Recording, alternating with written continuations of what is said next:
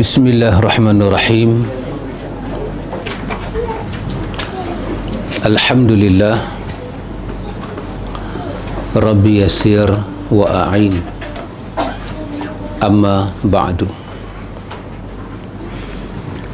Ikhwatul iman, ikhwatu fid din, a'azakumullah wa uhibbukum fillah. Alhamdulillah summa alhamdulillah. Alhamdulillah ikhwatul iman, kita sambung majlis ta'lim kita. Alhamdulillah.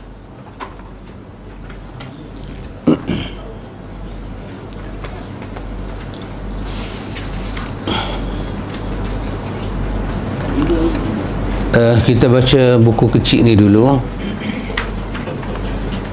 Muka surat yang ke-11, perkara yang ke-4.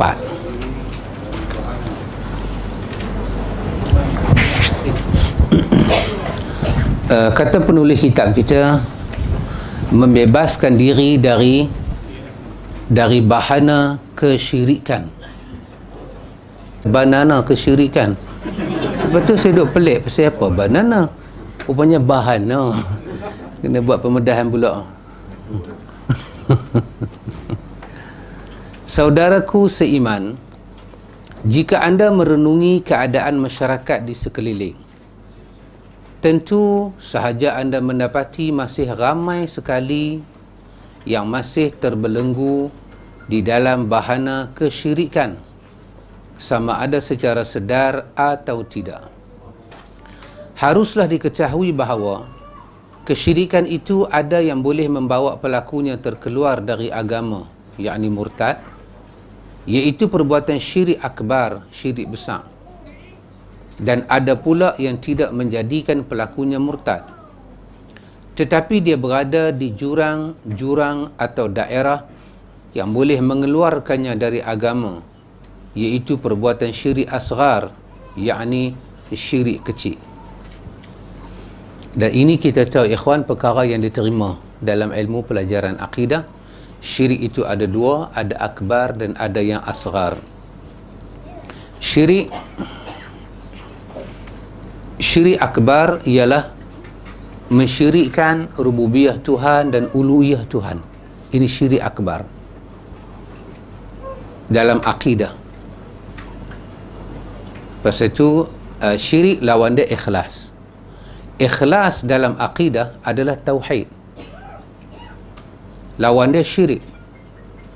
Ikhlas dalam ibadah ialah menjauhi riya dan sum'ah. Maka orang yang terlibat dengan syirkul akbar, maka dia berada kepada bahaya antara iman dia berada pada wilayah titik garisan antara ujung pintu iman dengan awal pintu kufur. Maka itu kalau orang tu terlibat dengan syirik akbar. Syirik asghar yang Nabi sendiri sebut dalam riwayat adalah riya. Dan orang yang melakukan syirik asghar, dia terlibat dengan dosa yang paling besar. Syirik akbar boleh menyebabkan orang itu murtad. Tapi ahlu sunnah menggunakan kaedah kita tidak menghukum.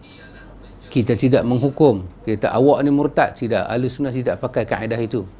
Kita menyatakan bahawa perbuatan demikian ini boleh menjadikan pelakunya murtad. Adakah pelakunya murtad? Ahlu sunnah berbincang panjang.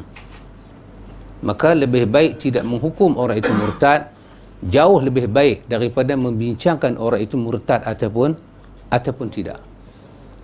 Di kalangan masyarakat ada yang masih mengamalkan memakai tangkai atau kalung benang azimat atau jampi-jampi di tangan anak mereka, kononnya agar dapat menghindarkan anaknya dari bahaya dan malapetaka.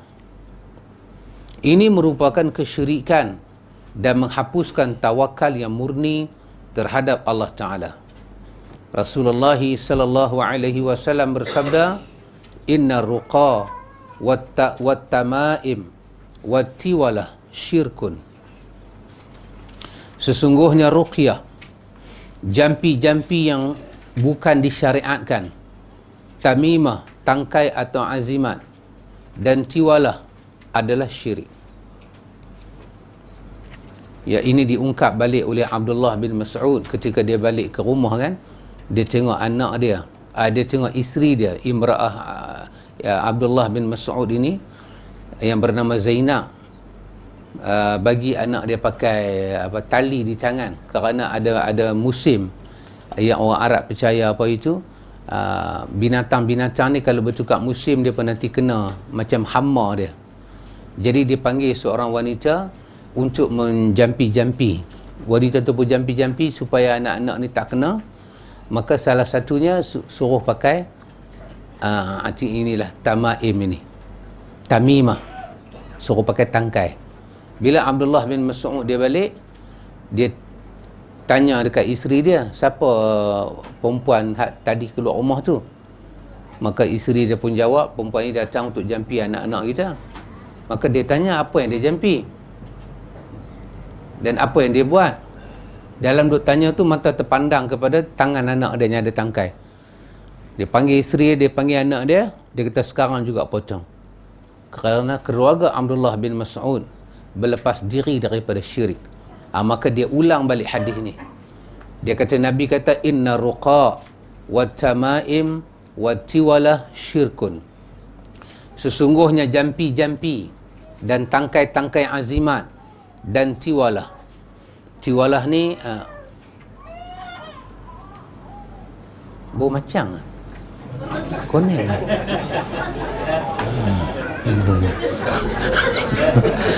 Mana nak mengajar kecil? Orang duk tengok live dia tak bau apa yang kita bau kan. Itulah nikmat. Nikmat duduk dalam majlis betul-betul ni, dia nikmat. Di samping ada malaikat, ada koinen. Koinen dengan macam ada beza ke? Ada? Saya ingat benda yang sama. Oh, beza tambau saja. Bau dengan mana? Yang bisa yang mana? Koinen bisa, macam tak bisa. Yang banyak pulak bila kita gigit dia masuk celah-celah ni. Yang tu macam. Baik. Tu kira buat sambal belacan. Allah. Amru, macam mana nak pantang Amru? Masalah tak bau tak apa, dia bau kan. Allah Akbar. Aku nak break awal.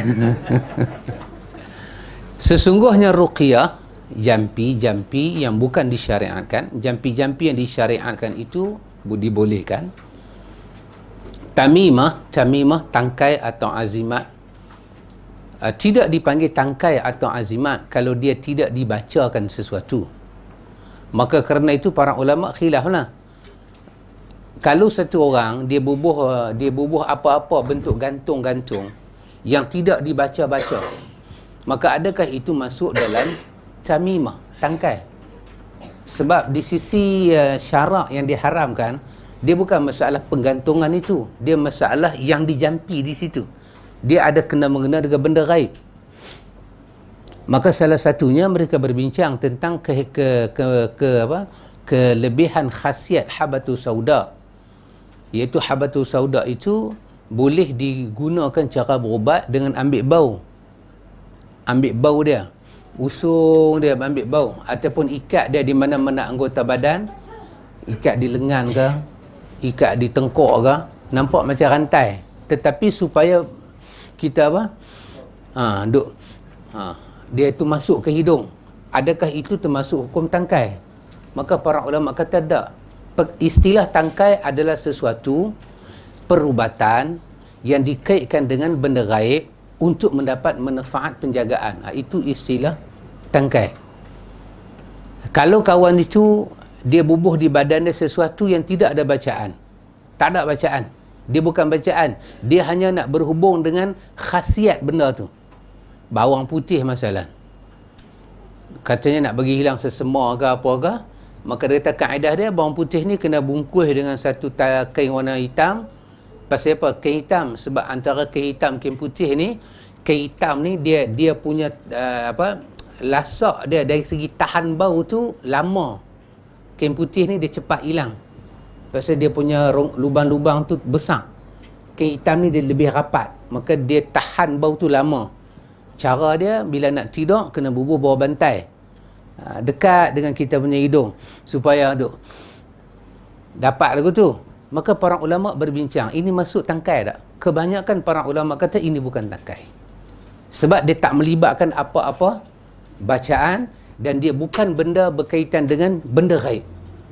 Yang ni benda hanya mengambil khasiat saja. Kecuali mai ke siapa-siapa dia mula. Dia mula nak cerita asal-asal pokok bawang putih ni mai tang mana, siapa yang tanam. Dia lagu duk merapet, kita tidak boleh terlibat dengan benda ni semua. Baik. Dan juga tiwalah. Tiwalah ni ikhwan, apa-apa sahaja perkara yang dijampi padanya dengan jampi-jampi syirik. Kemudian tujuan dia apa? Bagi kebaya badan. Kalau orang jantan bagi segak dia tu naik. Kalau perempuan bagi cantik dia naik macam susu. Ini semua masuk dalam kalimah tiwalah. Kebaya-kebaya ni, baca ilmu kebaya bagi kuat. Itu termasuk dalam perkataan tiwalah. Kebanyakan ini pada hukum asal yang ada pada masyarakat jahiliah, kesemuanya akan melibatkan seru pada benda-benda gaib. Seru benda gaib, seru jin, seru hantu, seru yang tu, seru yang ni.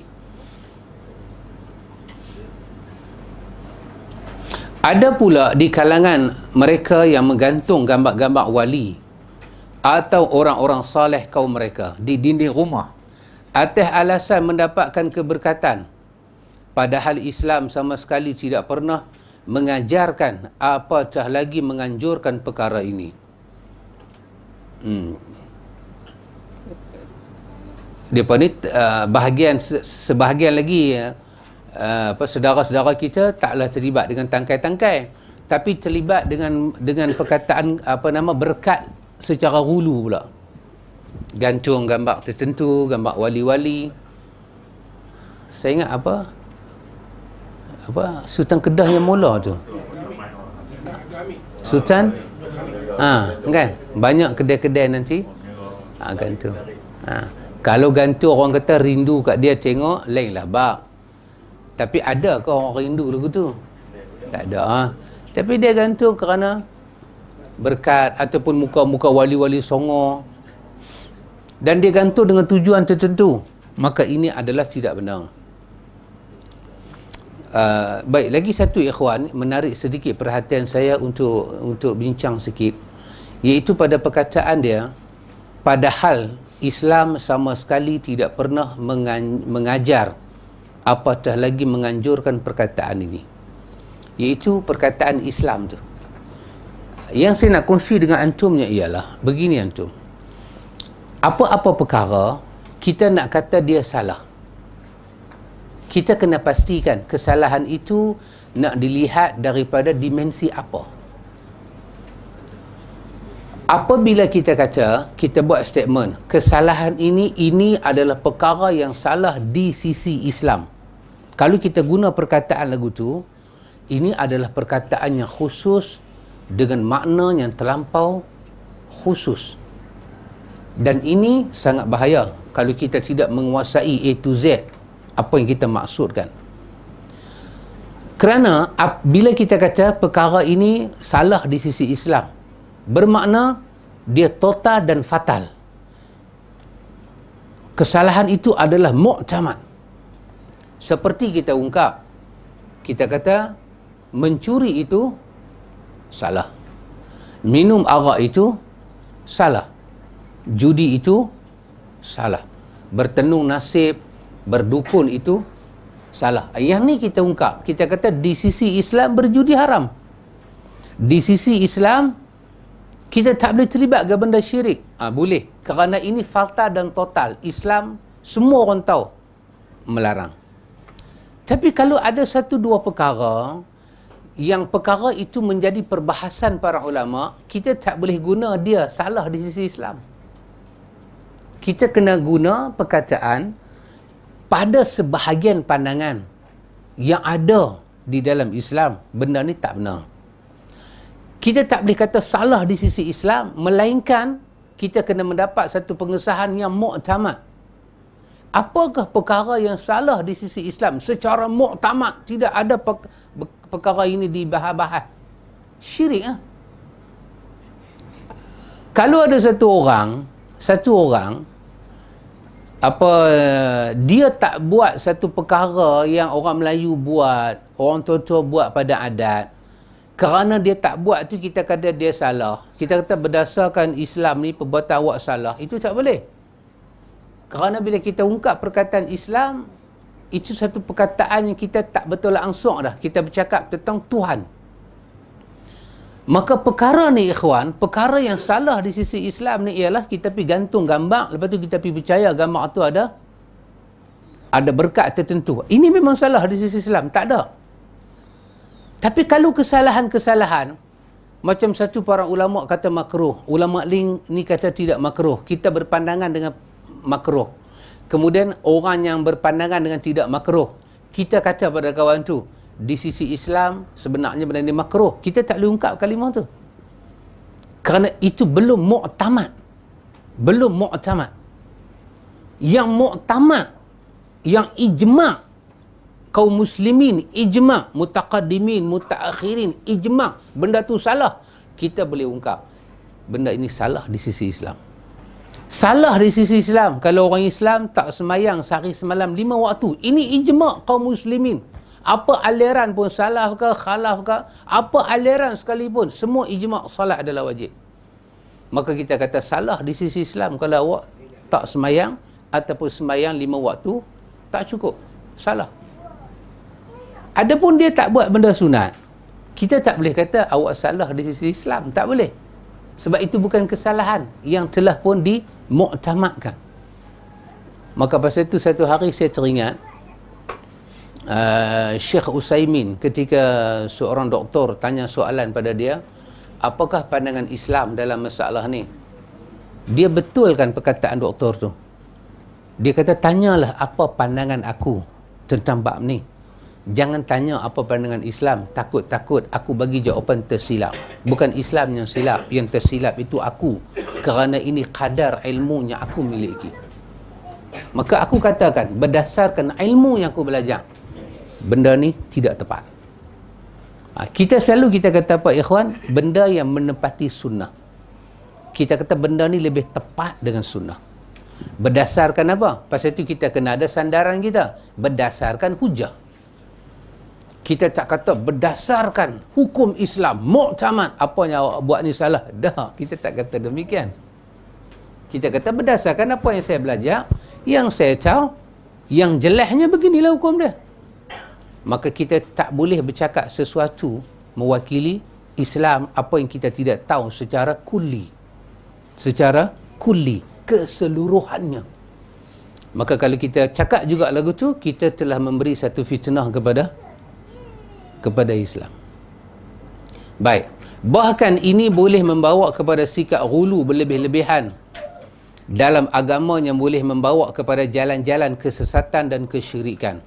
Ambillah pelajaran daripada sikap kaum Nabi Nuh alaihi salam yang pada asalnya hanya atas dasar menghormati orang-orang saleh di kalangan mereka hingga akhirnya terjerumus kepada penyembahan berhala bersempena dengan orang-orang saleh tersebut.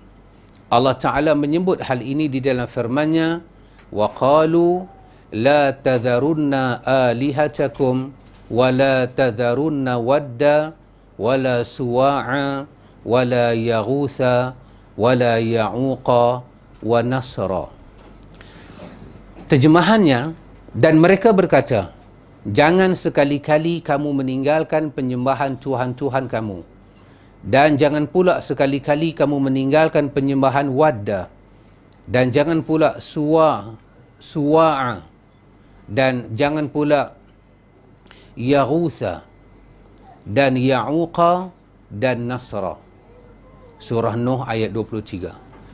Diriwayatkan daripada Ibnu Abbas dia berkata bahawa itu adalah nama-nama berhala yang disembah di zaman Nuh alaihi salam. Wallahu ta'ala alam ikhwan, Allah Ta'ala yang maha mengetahui. Tajuk yang tuan kitab kita bawa tu, kita kena bebaskan diri daripada bahana kesyirikan. Bahana ni apa? Bahana ni hasil kot, ataupun kesan. Bahana, kesan. Kita kena bebaskan. Pendatai Ustaz Sobri yang betul, bahana. Inilah bahana dia. Bahana dia, kesan kesyirikan. Kesan kesyirikan satu, mukadimah kesyirikan satu, kesyirikan yang sedang berlaku itu satu, dan natijah daripada syirik itu satu. Ini semua yang mesti kita jauhi. Allah Ta'ala sendiri ikhwan dalam ayat ni bagi contoh tentang bahana ni. Ada riwayat daripada para ulama tafsir kata 5 nama-nama ni adalah nama anak Nabi Adam.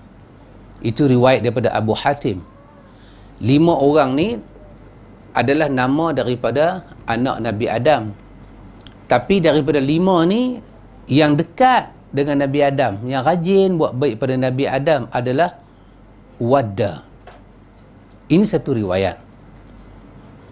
Riwayat Ibn Abbas yang diriwayatkan oleh Imam Bukhari, dia menyebut tentang 5 nama ni, tetapi dia tidak menyebut kaitan mereka dengan Nabi Adam. Tapi para ulama tafsir ada yang menyebut kaitan 5 ini dengan anak Nabi Adam. Sebahagian ulama tafsir kata Nabi Adam ni ada 40 anak lelaki, ada 40 anak perempuan. Ini riwayat daripada ulama tafsir. Tetapi mereka tidak dapat membuktikan kesahihan riwayat itu. Tapi kalau ditanya ada tak riwayat seperti itu, kita kata ada. Diriwayatkan sama ada dalam Ibnu Katsir sendiri ataupun dalam tafsir-tafsir yang lain. Tapi kerana tidak ada satu riwayat yang menyatakan kedudukan mereka ini, kita hanya dapat berpegang dengan kenyataan ulama tafsir. 5 tokoh besar ini, mereka ada di antara zaman Nabi Adam, lepas Nabi Adam dengan zaman Nabi Nuh. Itulah tengah-tengah zaman itulah 5 nama ini besar hidup. Dan mereka ni bukan hidup sekali, mereka hidup di negeri yang berpisah. Dan setiap nama itu disembah oleh kapilah-kapilah yang berbeza-beza. Negeri Sabak sebagai contoh ikhwan adalah satu negeri yang terlibat dalam perkara ini. Negeri Sabak adalah negeri yang terlibat dengan menyembah Yarus. Ada di Sabak. Dan di negeri lain ada namanya lain. Tapi dalam banyak-banyak ni, Wadda adalah satu nama yang dikaitkan dengan kewarakan, kesalehan lebih daripada 4 nama yang disebut tadi ni.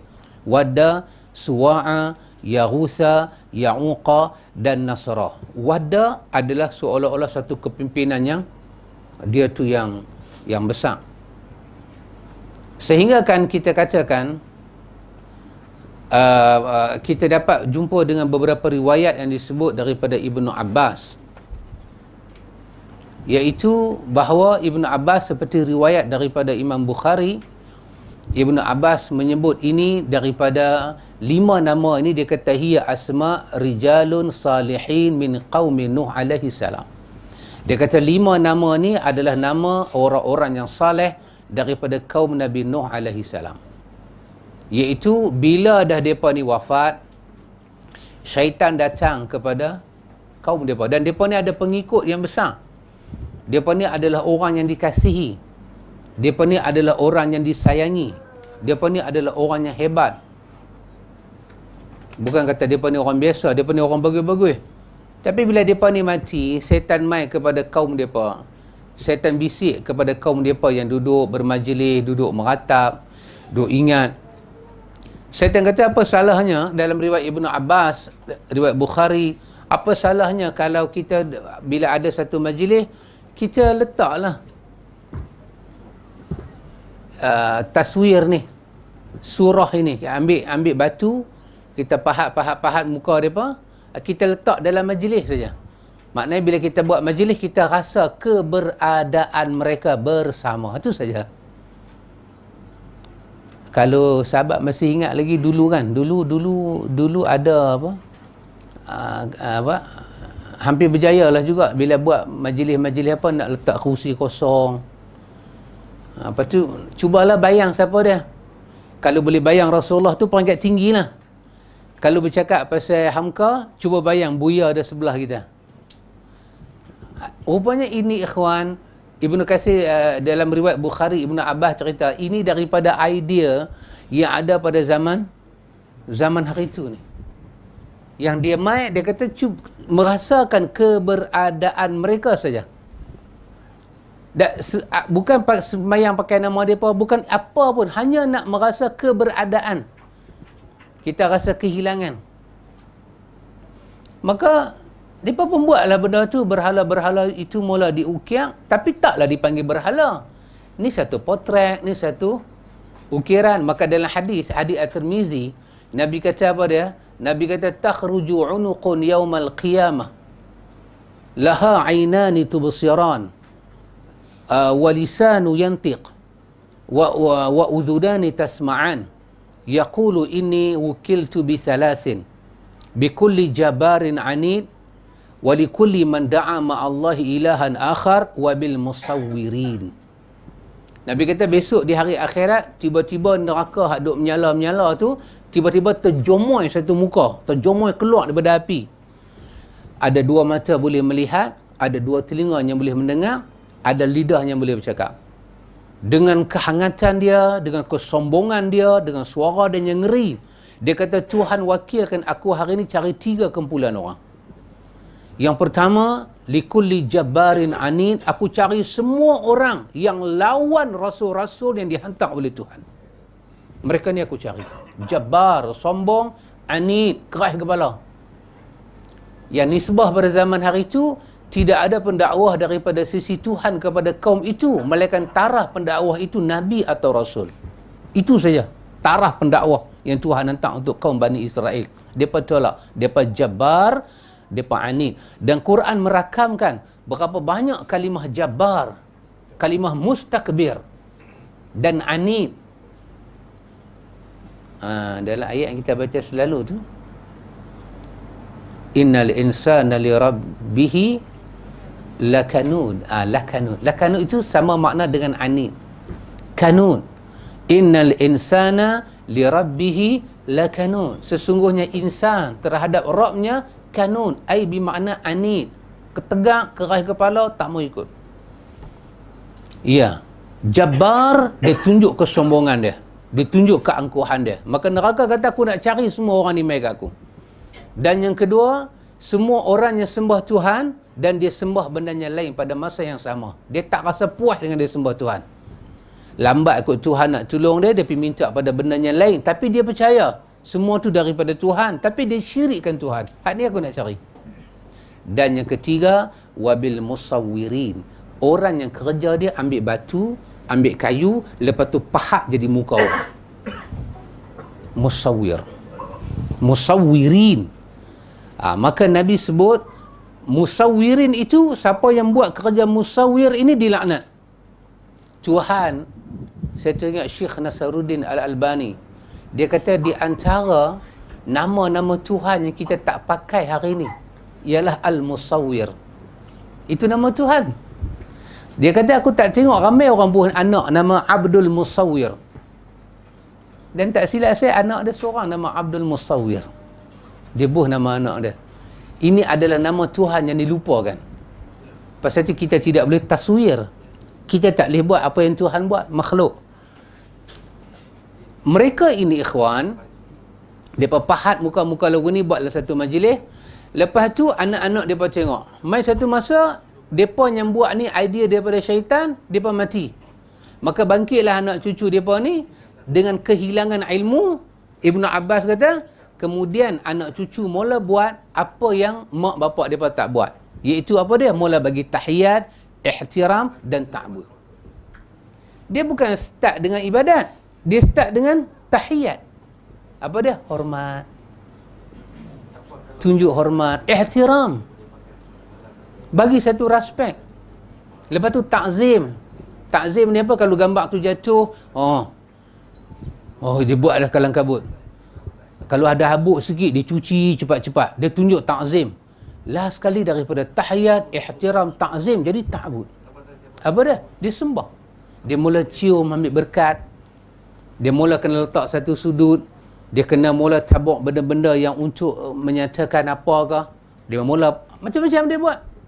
Maka kesemua ni mereka lakukan kepada perkara-perkara ni. Maka kerana itu ikhwatul iman, kita mesti berhati-hati. Jangan sama sekali kita terjebak dengan perkara ini. Jadi penulis kitab kita ni nak bagi tahu ikhwan, kena hati-hati. Jangan sampai bahana-bahana kesyirikan kita itu wujud. Kerana itu kita ikhwan daripada awal lagi, benda yang berkaitan dengan kesyirikan ini kita sangat ambil peduli, kita sangat jaga.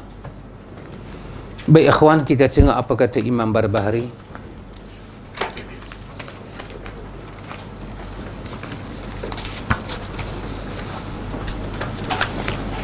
Pasal itu betul ya ikhwan, dalam pelajaran kita yang lepas-lepas, apa dia?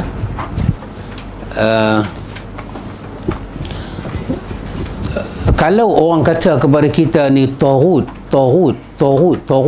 ni, kita kata benda perkara apa dia? Kalau orang tanya kepada kita, apa dia Taghut yang paling besar sekali?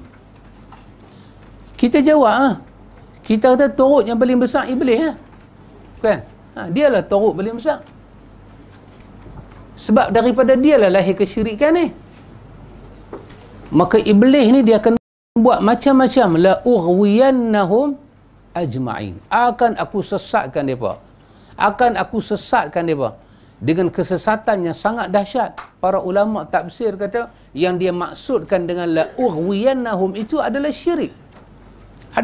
Dan Ibn Qayyim sebut dalam tafsir dia, ketika dia sampai kepada alladhi yuwaswisu fi sudurin nasi, maka dia kata perkara mula iblis duduk dalam sudur kita, dalam dada kita ni, dia waswaskan kita apa dia? Terhadap ketauhidan Tuhan.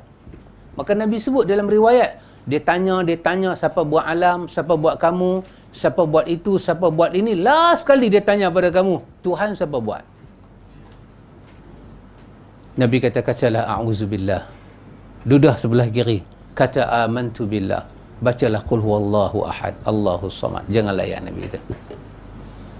Bila layan pasti cakap seorang-seorang. Dia pasal apa? Dia duduk lawan, dia duduk ribah kepala dia, oh tidak, dia layan. Itu yang syaitan mau daripada diri manusia. Maka syaitan ini, iblis ni ikhwan, dia adalah taghut yang nombor satu sekali. Maka lepas tu dia pergilah kepada benda-benda lain jadi taghut. Maka setiap orang yang mengaku tahu ke benda ghaib, dia taghut. Itu daripada syaitan. Yang Quran beritahu dalam surah Jin, Rasul tahu benda ghaib, apa yang Tuhan bagi tahu pada mereka. Itu saja. Kita tahu benda ghaib daripada Rasul. Jin tak tahu benda ghaib. Jin hanya kita tak nampak dia. Jin bukan duduk alam ghaib, satu alam dengan malaikat. Dah, jin tak nampak malaikat. Kalau jin tu nampak malaikat, dia tak ada lah jin beragas ni semua, tak ada lah. Jin tak nampak malaikat. Maka dia hanya ghaib pada pandangan kita saja. Tak nampak dia nampak kita. Maka jangan kata jin tahu benda-benda ni. Tak. Jin hak setan-setan ni pun kita dah belajar kan. Dia naik ke langit, dia kena apa? Dia kena rejam kan. Pum, jatuh, terbakar habis. Tu pun dia pergi habaq kat Tok Bomo. Dengan terbakar, duk ingat tak ingat, dia pergi habaq, Tok Bomo boleh percaya. Nabi kata lagu ni punya khabar hampa percaya. Yang di sana ada mi'ah kizbah. Ada 100 pembohongan. Pun hang boleh percaya, Nabi kata.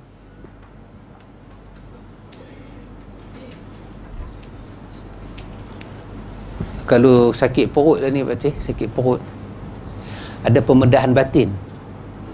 Boleh operate batin. Paru-paru ke, limpa ke, jantung ke, yang doktor tak boleh buat, insya-Allah boleh buat. Tapi taklah mahal sangat. Dia murah sikit daripada hospital swasta lah. Tapi it's better lah kita bayar.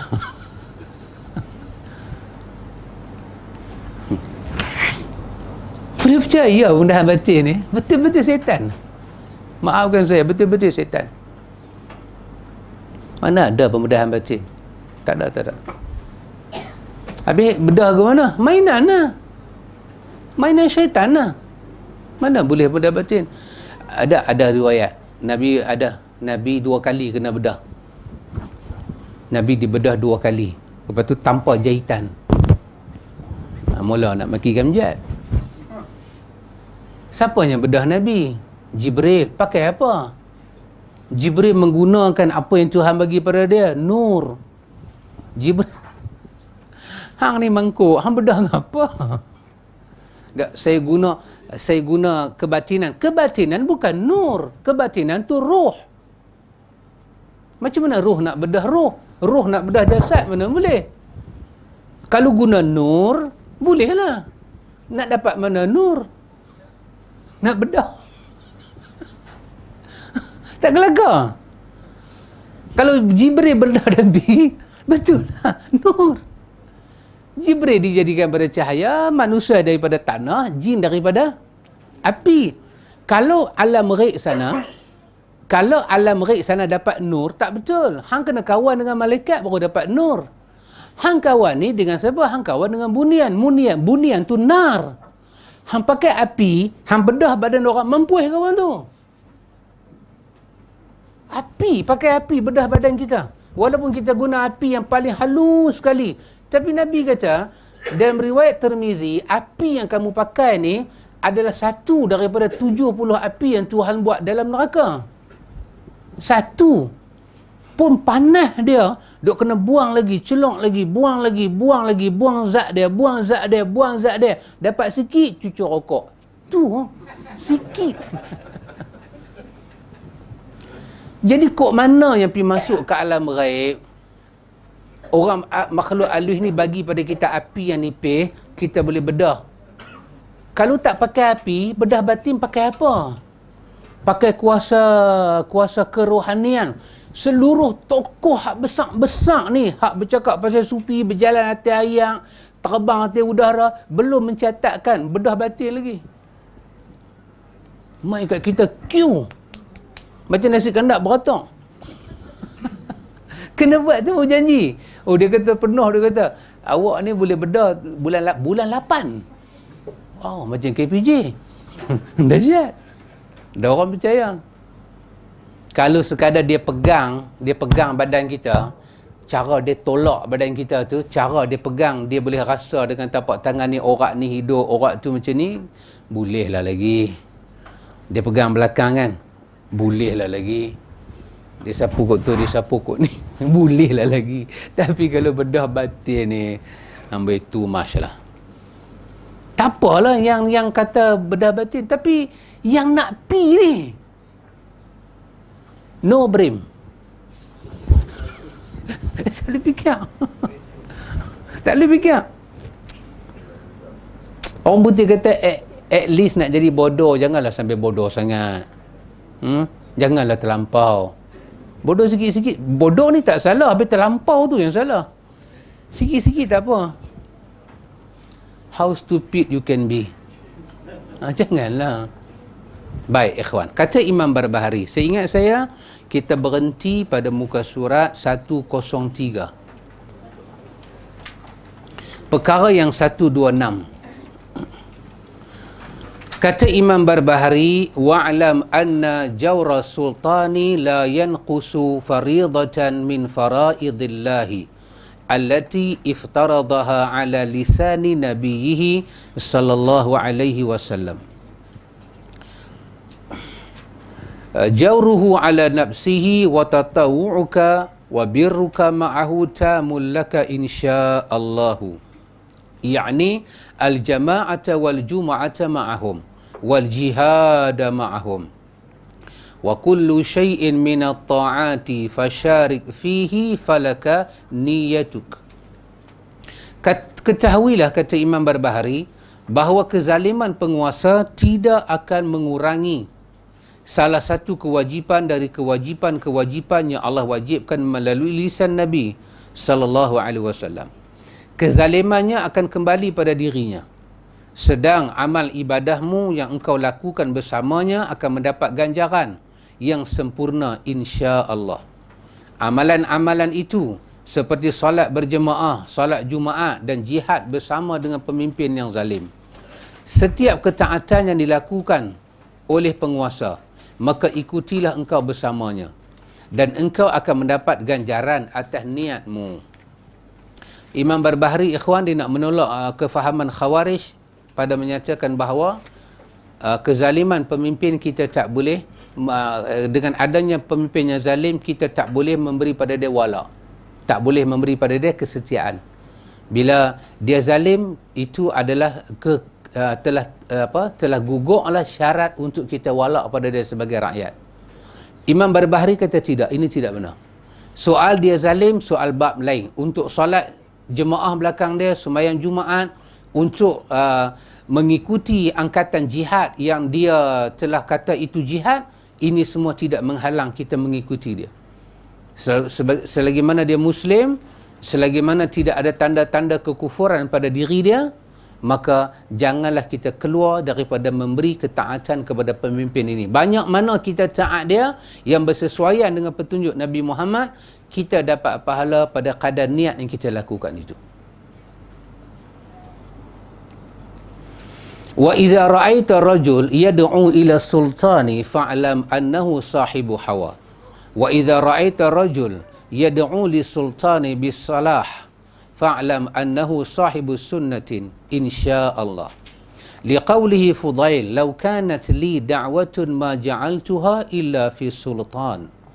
Ana Ahmad ibn Kamil qala nal Husain ibn Muhammad at-Tabari na Mardawi as-Sa'ir qala sami'tu Fudailan yaqul لو أن لي دعوة مستجابة ما جعلتها إلا في السلطان.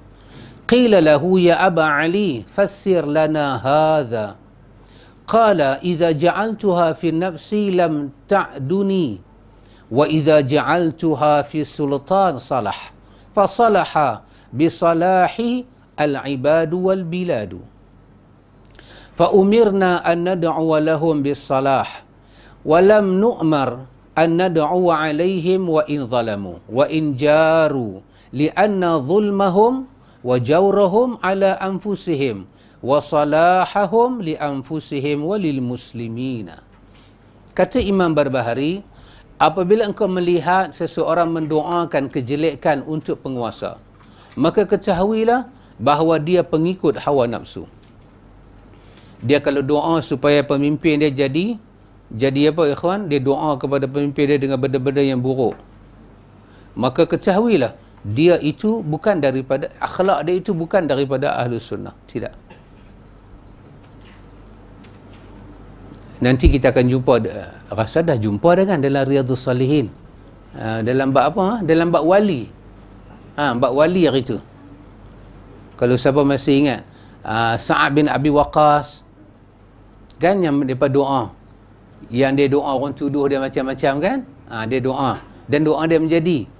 Maka bolehlah doa kalau siapa pun buat zalim ke kita. Tapi yang ni bukan masalah pemimpin buat zalim, masalah dia menafsirkan pemimpin zalim. Tafsiran dia, bukan pemimpin tu buat zalim, dia bagi tafsiran. Pada dia begini zalim, begini zalim. Maka dia doa lah, bukan.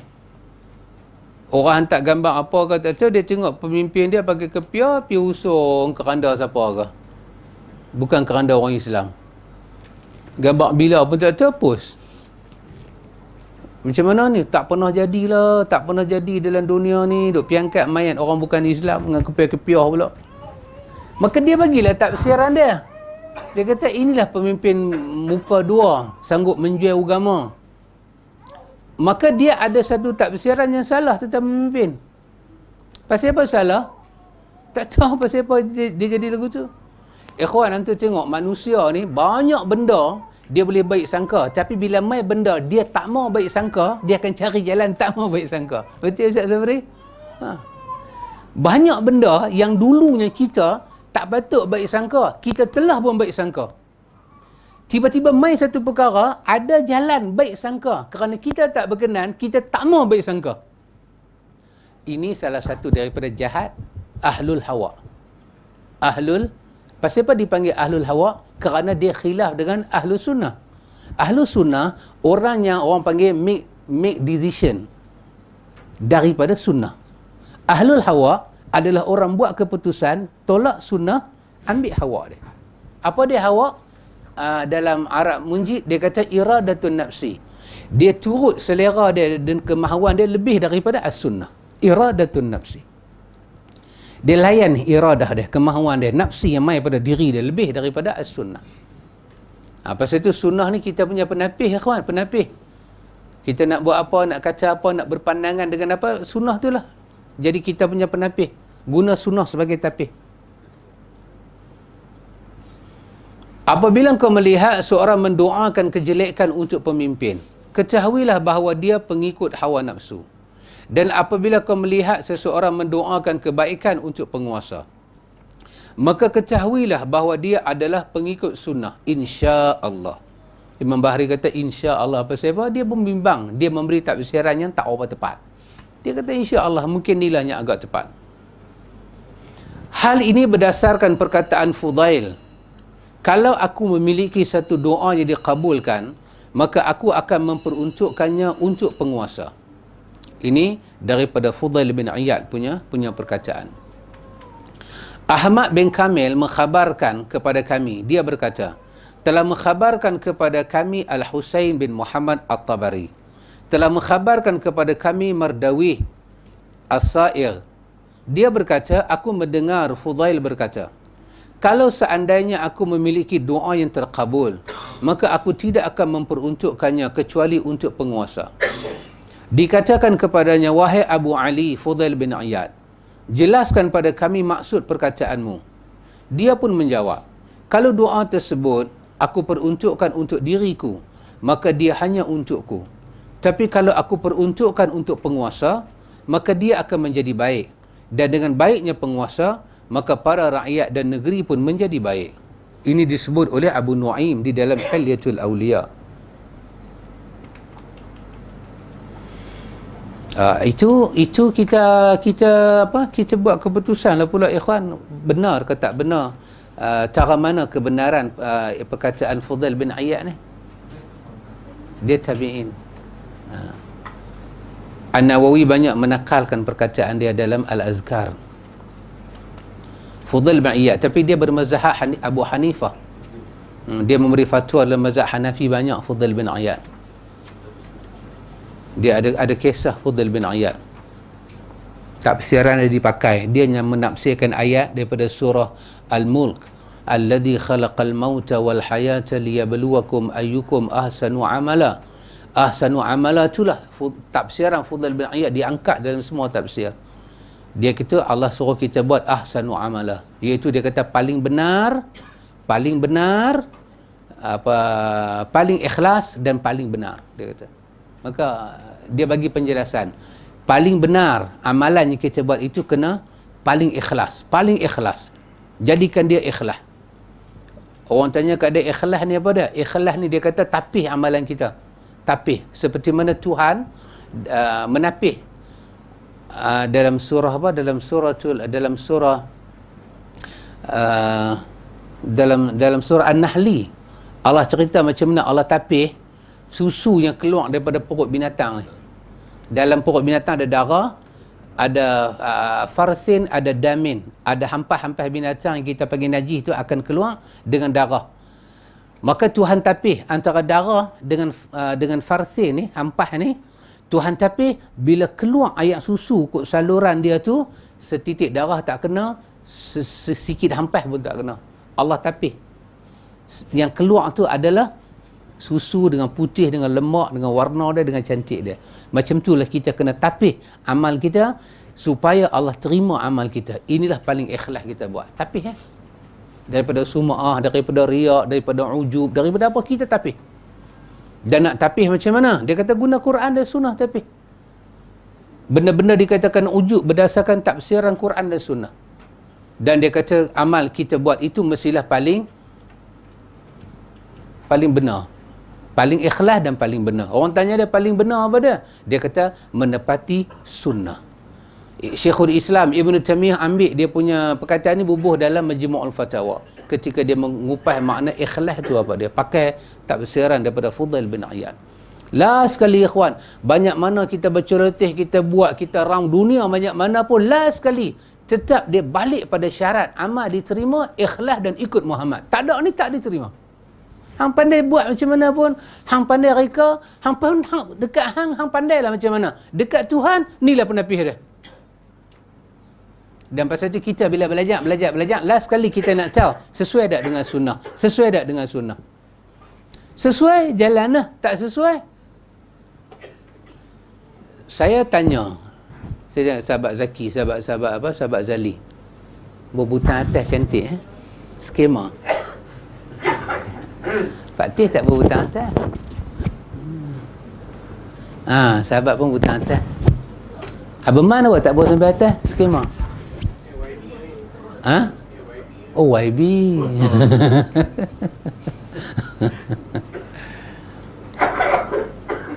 Kerana last sekali kita balik syarat diterima amal. Antu pusilah ke mana pun hujah, antu pergilah ke mana sekalipun kita dengar ulama tu cakap, ulama ni cakap, ulama tetap dengan tarafnya ulama, wali tetap dengan tarafnya wali, Muhammad tetap dengan taraf dia kekasih Tuhan. Hak ni siapa pun tak boleh, la tabdila li khalqillah, tidak dapat diubah. Ulama ni bercakap, semua kita dengar ulama cakap. Tapi tugas kita last kali pastikan dalam banyak-banyak bercakap ni, mana yang kita akan buat paling ikhlas, mana kita buat paling sama dengan Nabi. Abang Cik ada empat. Satu. Bila kita duduk tahiyat, kita duduk tahiyat awal atau kita duduk tahiyat akhir, jari ni kita nak petik naik ni. Kita nak petik jari naik ni. Asyhadu an la ilaha illallah. Illallah kita petik. Satu Lagi satu, daripada awal lagi. Pada awal lagi tak ada apa-apa. Bila at-tahiyah tu dia tegak siap dah. Lagi satu, kita petik ni masa bila kita angkat jari kita ni, sekali angkat je, lepas tu turun balik. Kalimah Allah juga. Hak tadi kita petik naik illallah, terus naik je tak berturun. Yang ni kita sampai kalimah illallah, naik tu turun balik. Hak lagi satu, tak mana saja dalam tahiyat tu kita jumpa nama Allah, duk naik turun lagu tu lah. Naik Allah, turun balik. Jumpa pula nama Allah, naik pula, tu turun balik. 3-4 pandangan ada. Kita kata buatlah yang mana pun, kerana semua ni pandangan para ulama kan. Tetapi tetap kita kena balik pada syarat ni. Apa dia? Syarat yang pertama diterima ibadat, supaya ibadat kita laku di pandang Tuhan di hari akhirat. Yang pertamanya kita buat dengan penuh keyakinan ikhlas pada Allah.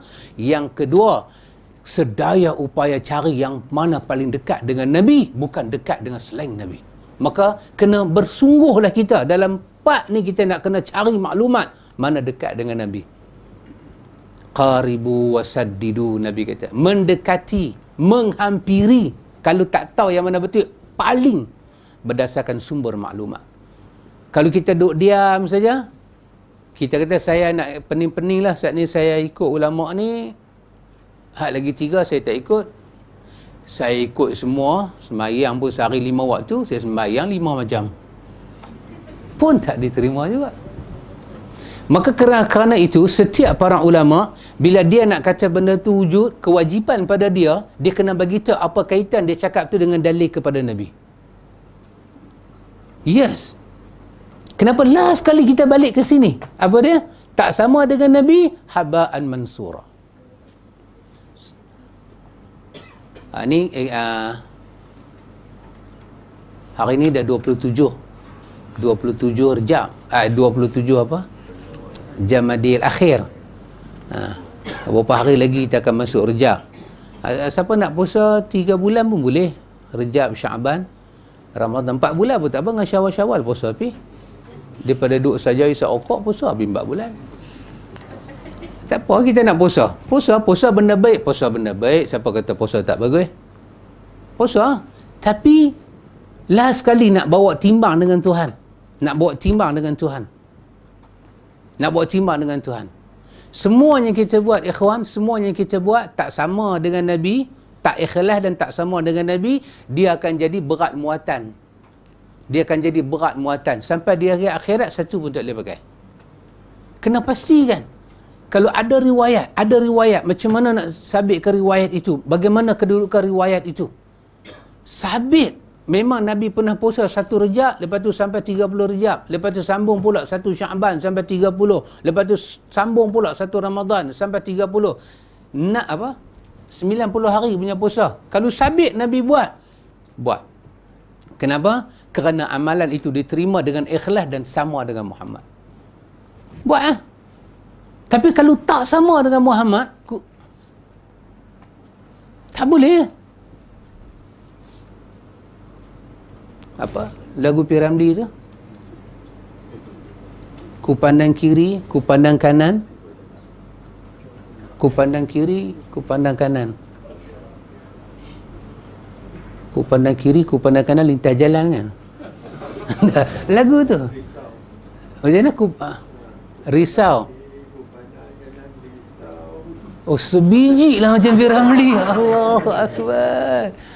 Fairuz apa nama dia tu? Misran.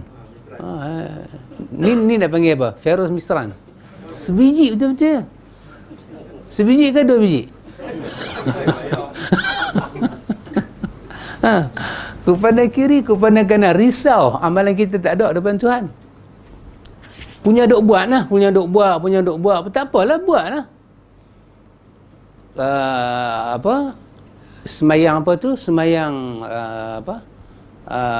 lepas maghrib orang duk semayang ni, sunat awabin kan, 6 rakaat kan, ada hifzul iman, minta pelihara iman. Lepas maghrib buat sunat awabin. Tak apa, takkanlah Tuhan nak buat kita dalam neraka kerana semayang.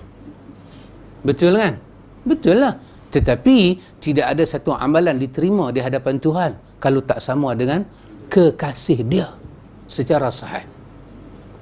Kita dengan umur, dengan tak larat, dengan masa, duk pergi angkut benda apa yang Nabi tak buat. Jadi inilah kerja kita. Kerja kita dengar Fudail bin Iyad kata macam ni, ini perkataan Fudail bin Iyad, kita nak setuju tak setuju atas kita. Kalau dia kata ini hadis daripada Nabi, kita ala ra'si wal ain lah, kita junjung atas batu jembala kita.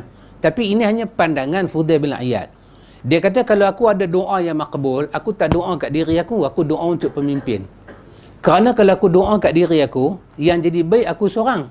Tapi kalau aku doa kat pemimpin, satu negeri kalau baik, satu rakyat baik. Semua rakyat jadi baik. Maka itulah beza kita minta ke Tuhan baik untuk diri sendiri dengan minta pemimpin jadi baik. Imam Barbahari, dia suka dengan perkataan ini dan dia ambil sebagai hujah dia. Kita tak mesti sebiji macam Imam Barbahari. Mai dekat kita munakasyah lah sikit. Sesuai tak perkataan dia ni? Abang Mak rasa sesuai tak? Rasa sesuai. Kalau kita doa, kita nak doa apa kat pemimpin Abang Man? Panjang umur? Itu beza lah. Tiap-tiap Jumaat kan duk minta panjang umur, sihat badan.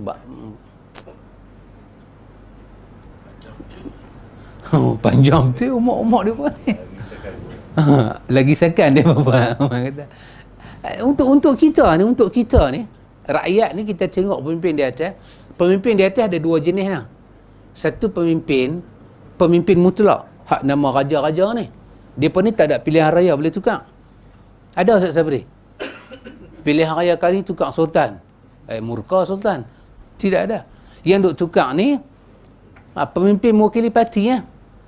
Dua-dua pemimpin. Hak satu kemuncak dia. Hak tu tak dapat ditukar. Dia jaga agama, dia apa semua. Hak lagi satu pemimpin ni lah. Hak dia buat kerja nama menteri-menteri, Perdana Menteri Timbalan. Kita nak doa apa dekat mereka ni? Yang kita rasa, kita sebagai rakyat, kita rasa kalau ada satu waktu perlu kita peruntuk doa. Doa yang saya rasa agak special lah Pak Cik Din. Cakap panjang umur ni saya ingat kurang untuk ikut. Cik Din setuju. Dia kata untuk ikut Quran, minta pemimpin untuk Quran dengan Sunnah. Pak Cik Din setuju tak? Jangan pasal perempuan setuju Pak Cik Din. Apa hujah Pak Cik Din? Tak. Pak Cik Din kelepiak Pak Cik. Dah. Tadi Pak Cik Din setuju. Jangan bikin onar Pak Cik. No kata kita minta dia faham Quran dan Sunnah. Pak Cik Din rasa kalau pemimpin daripada atas sampai ni faham Quran dan Sunnah, apa manfaat untuk rakyat? Dia dapat berkat daripada Allah. Dia dapat berkat. Kita dapat apa? Kita pun dapat juga.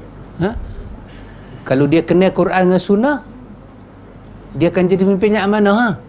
Pasal Quran dan Sunnah lah lawan pengkhianatan. Boleh Pak Cik Nazri? Boleh na? Jadi panjang umur, sihat badan.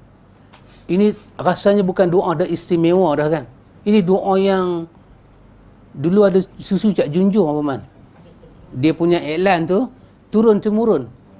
Ni doa dah turun temurun macam susu Cak Junjung ah. Kena ubah Dan kalau kita minta dia faham Quran dan Sunnah, kita kena minta kepada Tuhan dengan bahasa yang jelas Jangan minta dengan bahasa berbunga. Minta bahasa jelas. Minta dia faham Quran dan Sunnah. Macam mana kita nak minta dia faham Quran dan Sunnah kalau kita tak minta kepada Tuhan, Tuhan bagi pada dia masa untuk main duduk dalam majlis taklim. Tuhan fahamkanlah dia Quran dan Sunnah. Tapi dia tak belajar. Ini bukan ilmu laduni. Ini bukan laduni. Kita kena peruntukkan pula doa, Tuhan, Hang berkatilah masa mereka Tuhan. Bukan penuh dengan minggah saja. Ramai juga orang minggah main mengaji Quran dan Sunnah. Ada tak tak? Pakcik anggur deras Pak Cik. Tapi ghalid. Ada manusia dia ghalid. Dia ghalid. Dan ada juga pemimpin kita, bila kita kata Quran dan Sunnah, dia tak masuk. Dia tak ada satu gambaran. Tak ada. Dia tak ada. Dia kosong. Dia kosong. Dah ada juga di kalangan pemimpin atasan dalam hal-hal agama dia tak buat keputusan. Dia serah kepada orang yang dia gajikan buat keputusan. Keputusan dia apa? Dia hanya sign saja. Yang inilah satu bahana besar kat kita. Maka kita kena minta kepada, seperti kata Imam Ibn Katsir kan, hidayah demi hidayah diperlukan. Lepas lapis hidayah ilmu, hidayah taufiq, hidayah irsyad, hidayah ta'lim, hidayah kepada qabul isbat, hidayah kepada qabul sabat, dia dapat terima ketetapan hati itu bila tahu benar, dan hidayah alal haq, dia dapat terima kebenaran seperti rupa parah kebenaran tu.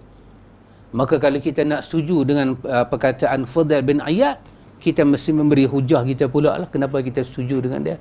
Imam Barbahari nampaknya macam bersetuju secara photostep lagu tu. Dia ambil hujah. Kita diperintahkan untuk mendoakan kebaikan buat penguasa. Dan kita tidak diperintahkan untuk mendoakan keburukan buat mereka. Tak. Kita jangan, itu kita setuju, bukan kata dekat pemimpin. Dekat diri sendiri pun ada larangan dalam hadis. Jangan minta diri kita hancur, harta benda kita rosak. Jangan. Anak-anak kita rosak. Jangan. Apatah lagi untuk orang.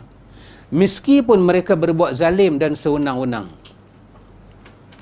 Kerana kezaliman dan kesewenang-wenangan mereka akan kembali pada diri mereka sendiri. Sedangkan kebaikan mereka akan kembali pada diri mereka dan kepada kaum muslimin. Takat ni Pak Cik Din, saya boleh kata Pak Cik Din setuju tak saya kata Imam Barbahari di hujung-hujung ni dia nak bagi tahu apa? Di antara hubungan kita dengan pemimpin ni, kerana kita mengharapkan daripada pemimpin ni apa dia? Kebaikan dia buat untuk kita. Jadi pemilihan rakyat terhadap pemimpin mesti dilihat kepada kebaikan. Antara dua pemimpin dikata sama bagus, sama taraf, berdiri sama tinggi, duduk sama rendah, ilmu pun sama tinggi, kita mesti melihat antara dua ni secara logik, secara kita kata bahagi ni, yang mana lebih makul, lebih dia punya kewarasan, dia berbuat baik untuk kita. Itu je pilih. Dia bukan berkaitan dengan nama parti, dia bukan berkaitan dengan apa-apa, ikhwan. Dia tak payah baca Quran, tak payah baca nas ke tak. Dia berkaitan dengan kita duduk dalam dunia ni, apa hasanah dia boleh bagi kat kita. Sebab ikhwan, Nabi bagi tahu pada kita, akan datang satu masa nanti, pemimpin yang kamu akan jumpa lebih jahat daripada yang ada, lepas tu lebih jahat lagi daripada yang ada. Maka untuk satu zaman ni kita nak apa dia? Kebaikan dia, bukan kezaliman dia. Dan antum tahu, zaman berubah, kezaliman hari ni tak sama dengan kezaliman dulu. Zalim dulu jenis apa Pak Cik Din? Jenis pukul, jenis bunuh, jenis perang. Kezaliman zaman hari ni, dia bukan macam tu. Tak ada lah dalam lama kita duduk dalam Malaysia ni, pemimpin pukul rakyat, tak ada. Tak ada. Ada? Tak ada. Hak demonstrasi kena dengan FRU tu? Pak Cik Din pernah kena? Dia tembak ayat kena gajah pun tumbang. Pedih Pak Cik. Dia napas tak boleh, tanya Abang Amir. Saya kena, Abang Amir kena. Tak boleh menapas. Gajah tumbang. Lagi kita menapas, dia masuk dalam. Kita kena bawah. Oh ya Allah. Kenapa? Gudang garam. Makan garam. Tak tahu masa tu. Oh ya Allah, mata tak boleh buka. Tak boleh buka mata. Hak ni tak boleh mendapat. Tergolek. Tergolek masa tu. Bukanlah hilang nyawa. Tak hilang nyawa. Tapi duduk lagu tu. Masa tu punya doa lah. Ya Allah. Zalim lah. Tapi zaman tu dah habis dah. Kezaliman akan datang bukan dalam bentuk lagu tu pula. Dia akan datang dalam bentuk penindasan ekonomi. Kerajaan buat hutang, rakyat kena tanggung. Setiap apa yang kita pakai dalam negara ini, kita pengguna, kitalah pembayarnya. Tak ada satu free. Tak ada satu benda yang kata rakyat boleh pakai satu jengkai tanah dalam ni yang rakyat tak bayar. Hang marahin ke, hang tak marahin ke, hang tetap bayar. Daripada bil api, bil air. Masuk tandas pun 2 kupang. Dalam apa konduktor bas tu. Kan dia pergi makan Minah restoran.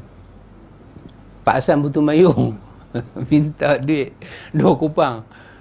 Dia kata apa ni, dia kata potong timun kecil-kecil pun 8 kupang lah.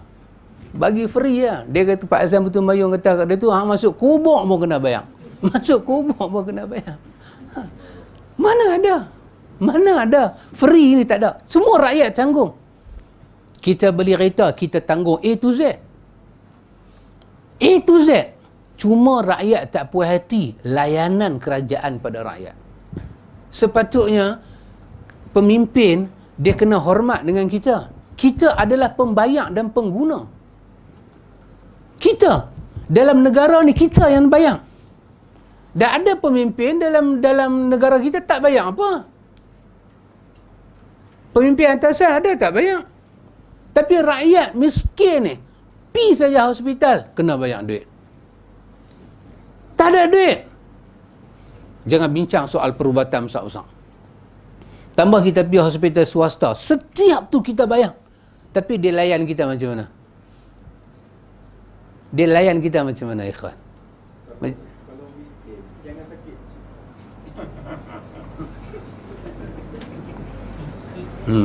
Tu masalah dia. Nak duduk bokoinen aku ni, mau tak sakit.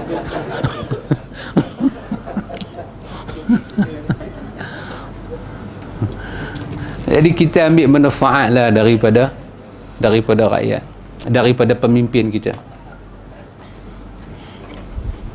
Dan kata dia, Jangan kau sebut salah seorang daripada ummahatil mukminin, ibunda kaum mukminin, kecuali dengan kebaikan. Ini masalah siapa ikhwan? Imam Barbahari nak bagi sedikit penjelasan tentang masalah siapa? Masalah Rafidah, masalah Khawarij. Khawarij mengkritik Aisyah dengan kritikan yang sangat keras. Demikian Rafidah, dia kata lebih kurang kepada ummahatul mukminin.